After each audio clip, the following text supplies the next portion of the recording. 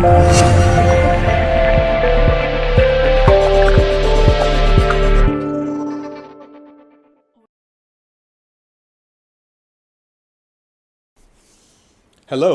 and welcome to another camera review. Today, I want to answer one of the most important questions I get asked, and that is which lens set to get if you are on a budget and you have purchased a Micro Four Thirds camera. And that specifically applies if you are using a GH4 or a GH5. Now, as you may know, there are lenses that you can purchase, for example, the Canon FD series or the Leica R series or the Voigtlanders. Now, Voigtlander lenses are incredibly good, but specifically today, I want to talk about how each of these lenses can be adapted and used for filming purposes on a Micro Four Thirds camera. Now, there's a big drawback when you are using full frame lenses, and that specifically concerns the lenses like the Leica R. Now, you might have seen a lot of people purchasing these Leica R lenses and then changing the mount or using adapters to put it on their Micro Four Thirds cameras. And that itself is good, but you are lacking something very important, which is the crop factor. Now, if you look at Leica R lenses, the 19 millimeter is as wide as it gets as far as using them. For example, I have a 21 millimeter super angulon R lens right here in my hand, and this lens is an incredibly sharp lens. It's beautiful, but it's an f4. What that means is that you cannot have a very wide aperture.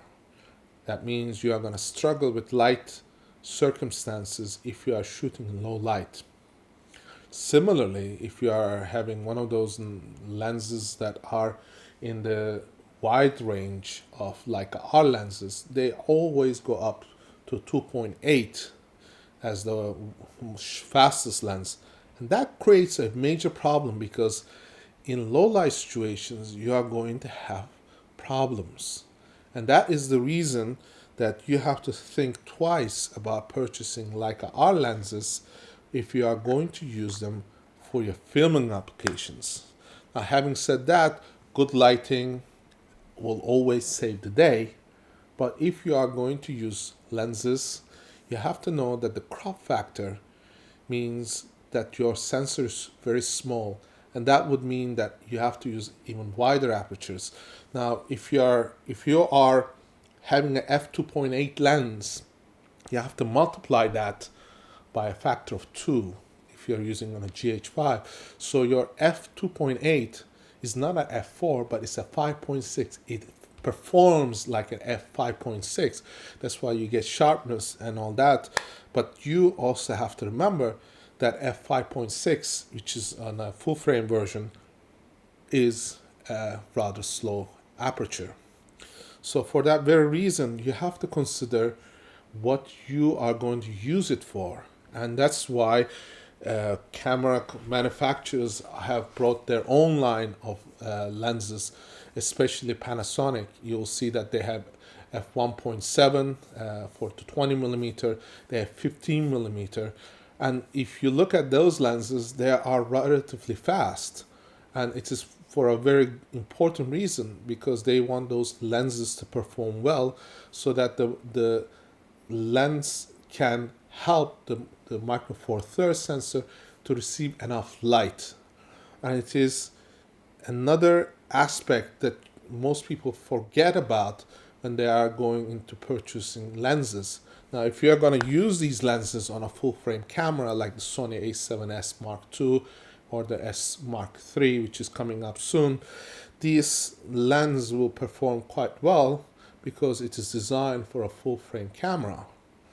But it is a worthwhile investment if you want to have the versatility of being able to switch between different camera systems, because for almost all camera systems you can find an adapter for the R system. Unfortunately, for the AMS mounts like this one here, there is no option. There is no way to really use them efficiently, even for Micro Four Thirds or the Sony systems, because there are no focal reducers.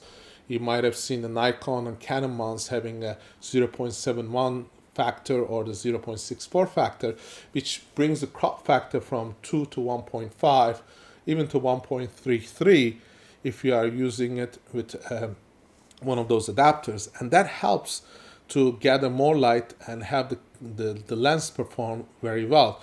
Having said that, there is something very, very beautiful about using the Leica R lenses on a Micro Four Thirds sensor.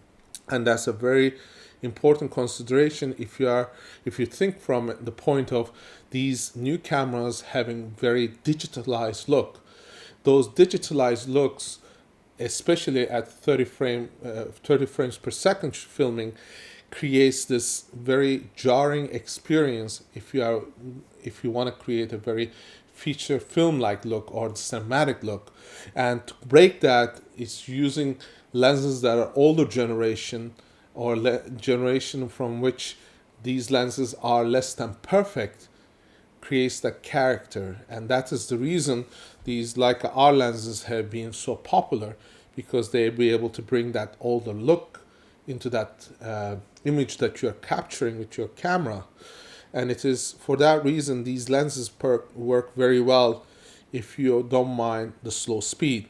Another factor to consider is that these lenses are not declicked. So that means is you'll hear the click, click, click sound when you are changing aperture. Whereas if you're using one of the newer Voigtlander lenses, it comes at 0.95 aperture. That means it's extremely fast. And you have a declicked aperture, which means that you can pull the iris one way or another, close or open it, without having to have major jumps in the iris. So it is very nice to have the camera be perfectly suited to work with that lens. Now, Leica R lenses are designed for full frame. They're not designed for the Micro Four Thirds sensor. That means they need major modification to be able to use effectively and efficiently for a Micro Four Thirds sensor. That means the aperture needs to be declicked, and this needs an adapter. Of course, you will have to deal with the different focal lengths and crop factor. But if you are going to buy a Voigtlander that is specially made to be used on a GH5 or a Micro Four Thirds sensor, or if you go and buy a Panasonic Leica 25mm f1.4, then those lenses are specifically made to be used for GH5 or GH4, and that brings out the best characteristics out of the camera. Yet you have to remember those will also give you that digitalized look, and that is something that you have to balance between the type of filming that you're trying to do versus getting that cinematic look. If you are just producing vlogs for YouTube, then you don't need to have these characteristic lenses from the Leica R. Your Voigtlander will just do just as well.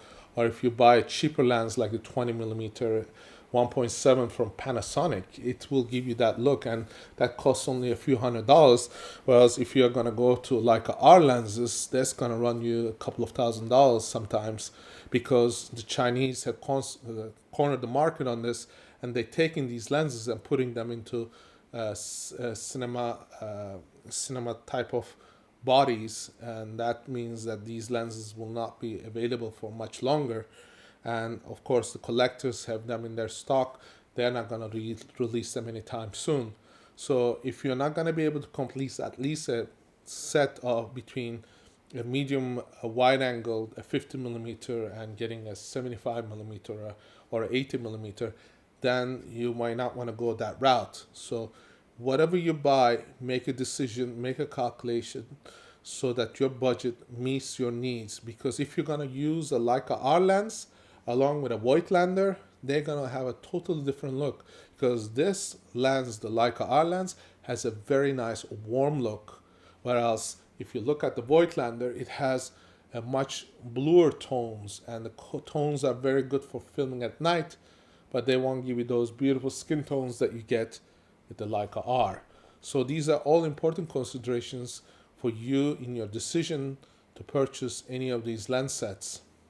And I hope these comments and this review has been informative, and I look forward to seeing you in our next review.